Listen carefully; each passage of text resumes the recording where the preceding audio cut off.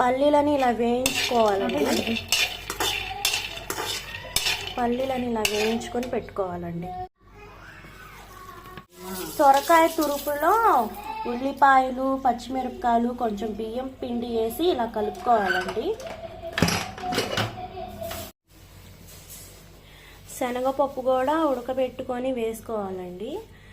ఆ తర్వాత పొట్టు తీసుకోవాలి.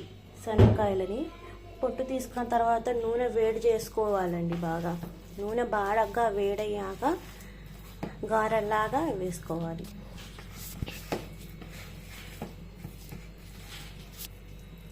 మా చెల్లి వేసిద్దండి. ఇప్పుడు నూనె బాగా వేడవుతుంది. ఇది కూడా చూడండి, గారెలా చేసుకోవడానికి ఒక నాప్కిన్ని తడుపుకొని పెట్టుకుంది.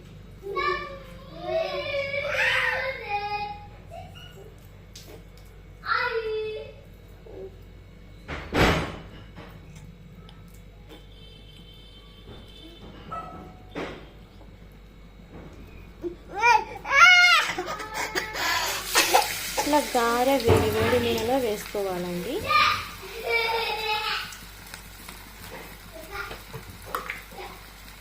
వేడిగా ఉన్నప్పుడే వేసుకొని మెల్లిగా సిమ్ పెట్టుకోవాలండి స్టవ్.